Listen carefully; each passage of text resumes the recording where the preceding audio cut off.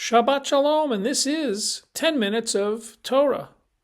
It's not the 9th Torah portion of Exodus.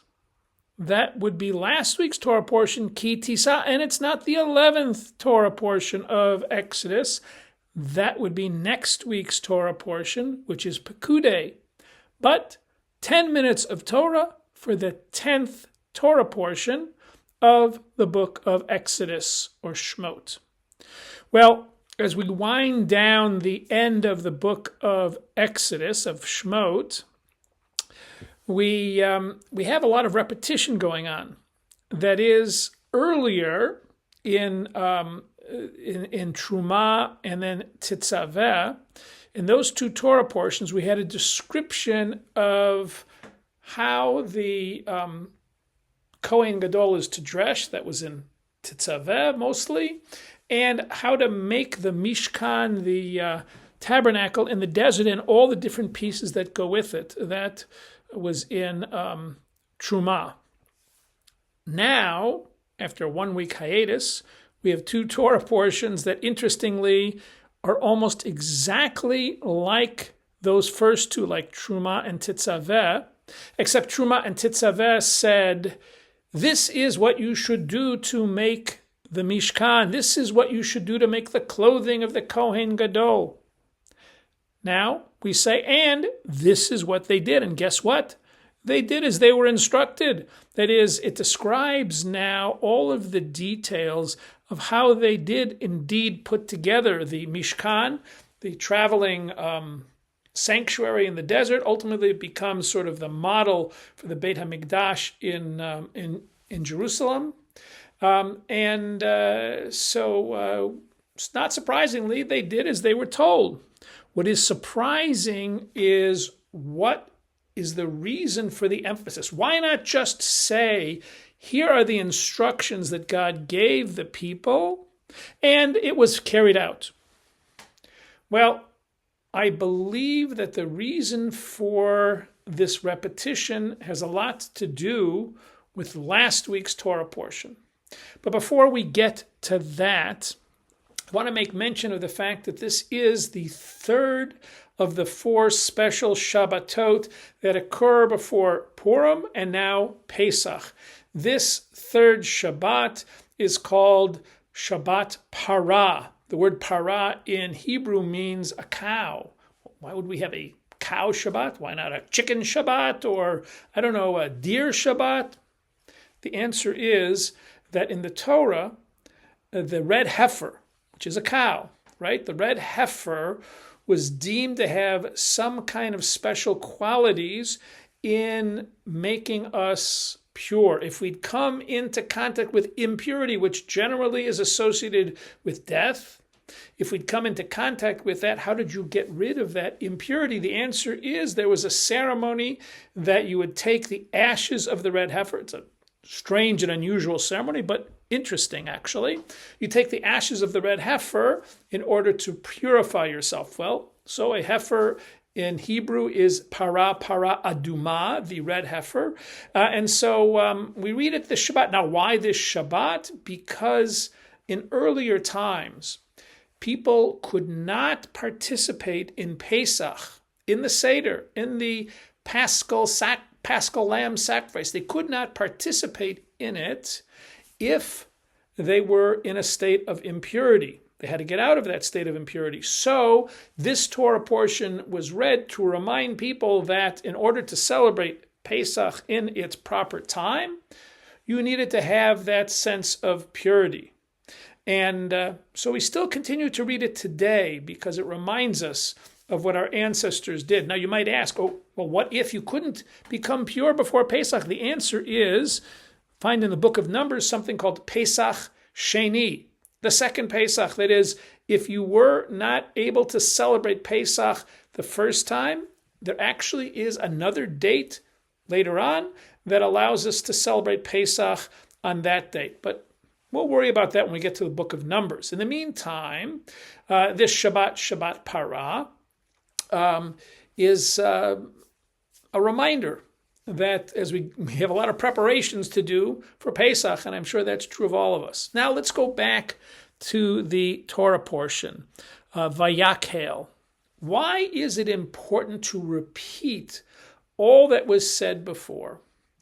And I think it comes from the trauma of last week's Torah portion. What do I mean, the trauma of last week's Torah portion? Well, last week was where we read of the golden calf. That is considered to be the lowest point in the whole Torah. The people are rebelling. Moses even is asked by God, let me get rid of this people for what they've done and I'll make a people out of you. Moses, of course, perhaps being tested, says, no, that won't happen. Nevertheless, you have this great moment, this great break, because here it is. The people have been taken out of Egypt. The sea of reeds was split. The 10 Commandments, revelation occurred. And yet they are worshiping idols. So what this Torah portion wants to do is to give the people something that is material enough that they can worship God, and yet at the same time not so material that they're bowing down to figures. How do you do that? How do you make something that is both material and spiritual at the same time? How do you make something that has both content and non-content? Well, that is exactly what we do during these Torah portions.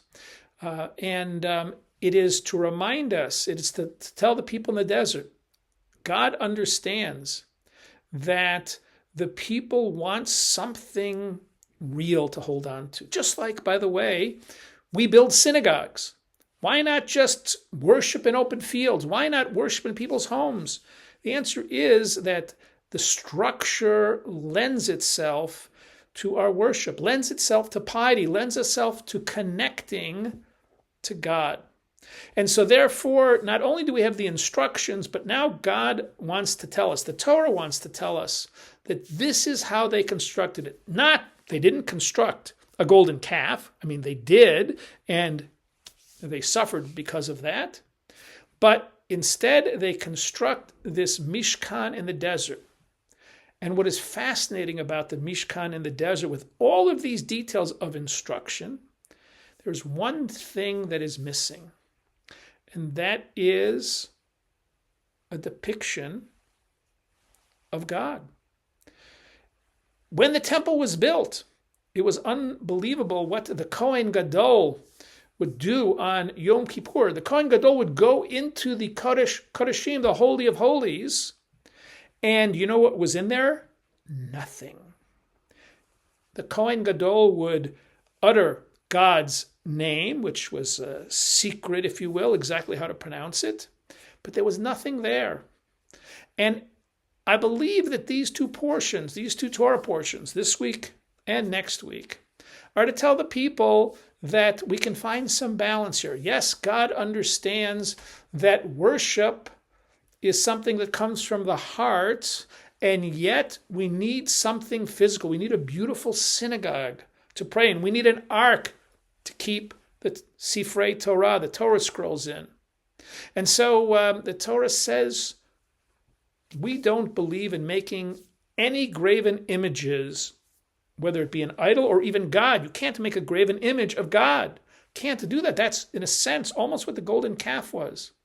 What you can do, though, is to make a structure that directs your heart towards God. As a matter of fact, Torah tells us that in building this, we had this repeated a number of times.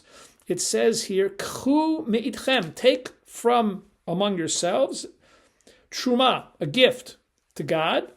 Same thing that was said in the Torah portion of Truma. Kol nediv libo, every kind of gift that the people should be prompted to give. As a matter of fact, they give so much. You should only have a capital campaign like this. They give so much that they have to say, okay, enough. We have too much that is given.